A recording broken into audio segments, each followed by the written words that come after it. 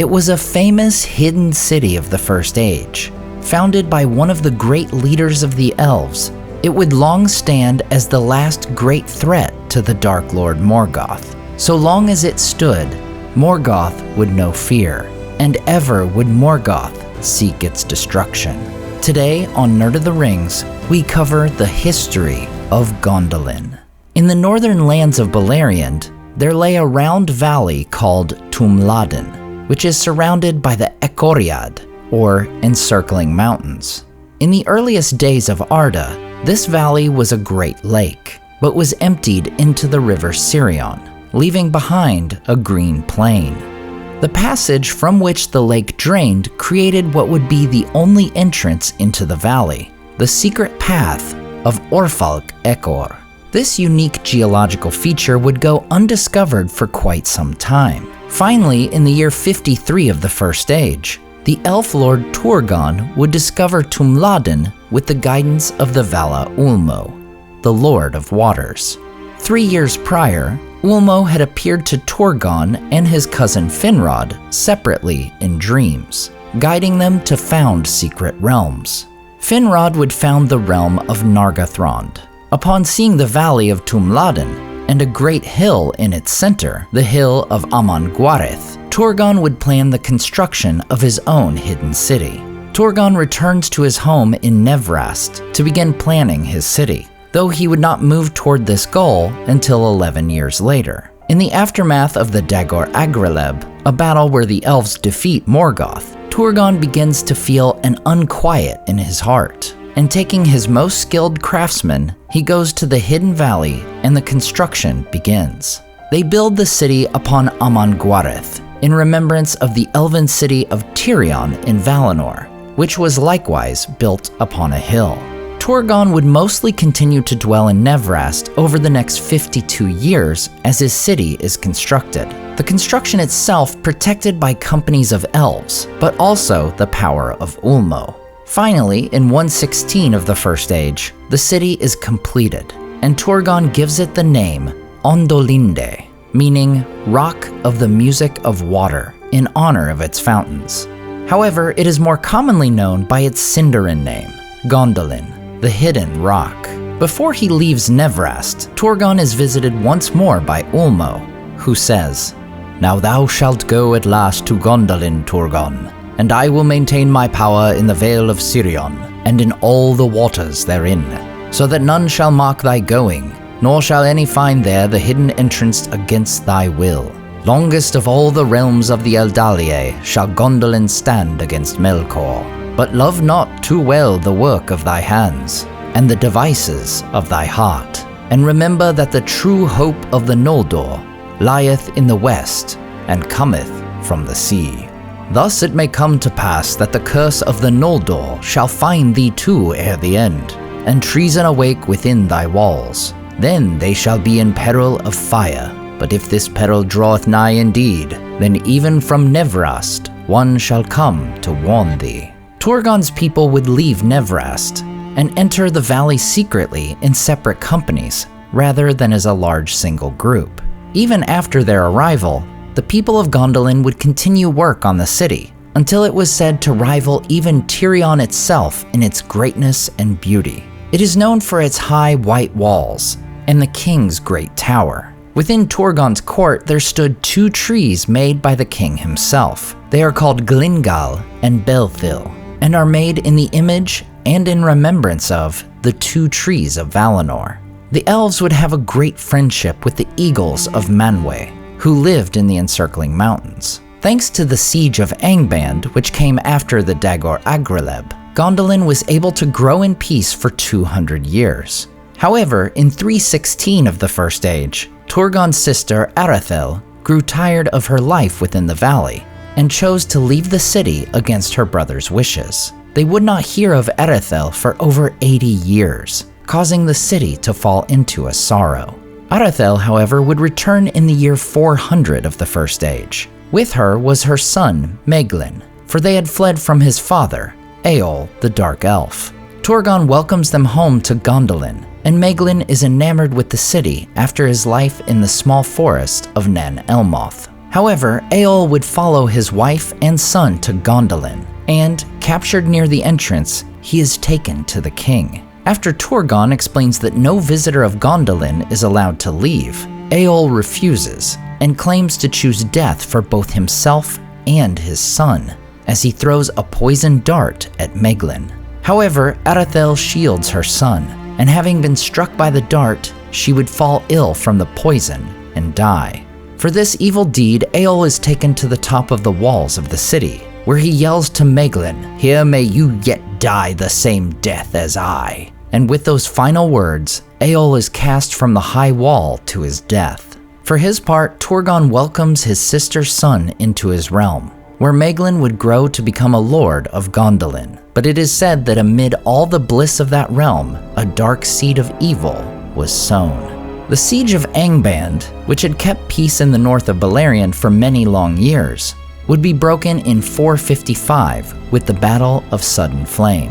While Gondolin would not take part in any of the ensuing conflicts, these conflicts would set into motion Gondolin's future participation against the Dark Lord. As the men of Brethil come under attack by orcs in 458, the brothers Hurin and Huor are cut off from their people and become lost near the feet of the Chrysaegrim. Spotting the men, the Lord of the Great Eagles Thorondor rescues them and brings them to Gondolin. At the behest of Ulmo, Turgon would welcome them into the city, where they would live for nearly a year. Despite his proclamation that no one should leave, Turgon allows the brothers to do so after they swear to never reveal the location. While they are true to their word, other men were able to deduce that perhaps the brothers had indeed been in the hidden city. Thus, a rumor would eventually come to Morgoth's servants that the mortal brothers would indeed know the location of Gondolin. Gondolin receives a brief mention in the tale of Beren and Luthien, as 7 years after Hurin and Huor are allowed to leave, the Eagles would rescue Beren and Luthien after their quest of the Silmaril. As Beren is gravely wounded, Luthien sees far below a white light amidst a green jewel. However, she wept for her beloved, but it is said in song that her tears, falling from on high as she passed, came like silver raindrops on the plain, and there a fountain sprang to life, the fountain of Tenuviel, Aethel Ninui, most healing water.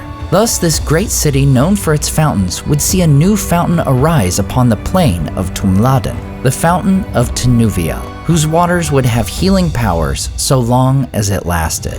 In 472, Gondolin would finally enter into the battles of Beleriand, while his brother, the High King Fingon, would ally with the sons of Feanor and others to make war upon Morgoth. Turgon would make his own preparations in secret. Unlooked for, Turgon arrives at the battle with 10,000 soldiers of the Gondolindrim. The battle would ultimately be a disaster for the Alliance, but thanks to the brothers Hurin and Huor and their people, the elves of Gondolin would escape the battle. The only mannish survivor is Hurin, who is captured by Morgoth. The Dark Lord, having a great fear of Turgon, had a strong desire to discover and destroy Gondolin. However, despite his torment, Hurin would not reveal the location of the hidden city.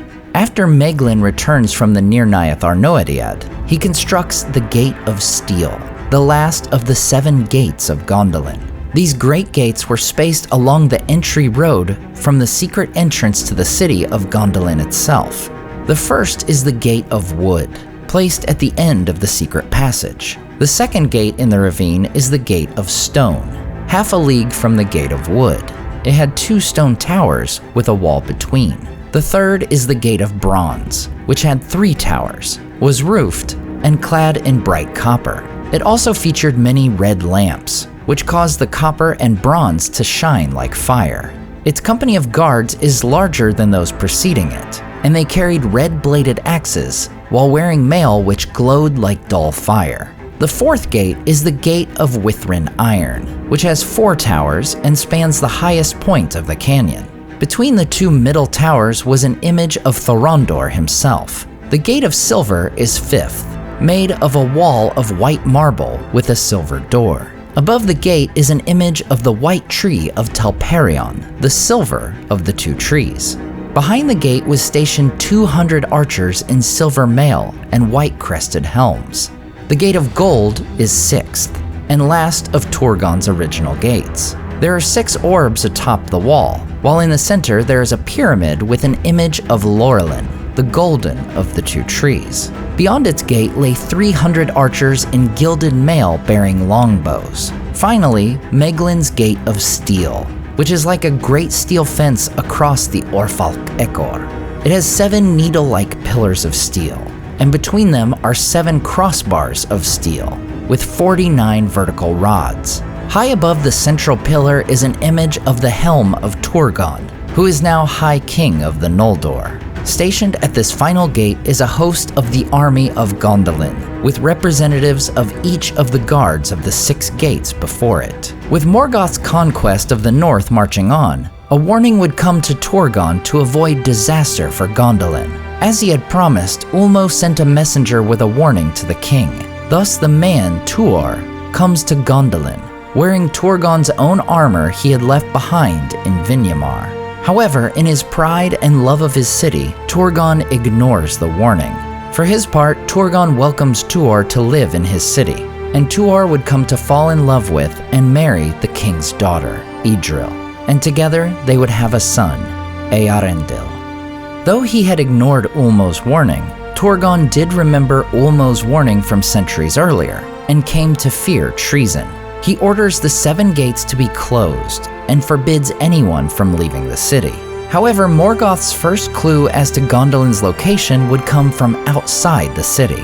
When the Dark Lord finally releases Hurin from captivity in 500 of the First Age, Hurin would eventually come to the encircling mountains the following year. With the Orfalk Ekor closed and rescue from Turgon denied him, Hurin cries out, "Turgon, Turgon, remember the fen of Serek. O Turgon, will you not hear in your hidden halls?" Thus, thanks to his spies watching Hurin, Morgoth learns the general area in which Gondolin lays. In the coming years, Turgon would learn of the falls of Nargothrond and Doriath from Thorondor, yet still he would not leave his city. Morgoth's servants would search for many years in vain for the city, thanks in large part to the protection of the eagles. Within the city itself, many of its residents went on not realizing the peril near them, save Eärendil, who felt dark forebodings upon her heart. In her wisdom, she orders the construction of a secret escape tunnel from the city. Only a few people were told about this, and Meglin was specifically not to be informed. For Meglin would greatly covet the heart of his cousin and harbor a hatred toward the man Tuor who had won it. In 509 of the First Age, disobeying his uncle's orders, he goes searching for ore outside the city and is captured by orcs and taken to Angband. Unlike Hurin before him, Meglin fears Morgoth's torment and agrees to betray Gondolin's location in exchange for Eärendil and lordship of the city. He leaves Angband freely and says nothing to his uncle, awaiting Morgoth's attack. The very next year, Morgoth is ready with both forces and knowledge, sending an army of Balrogs, orcs, wolves, and dragons to Gondolin's secret location.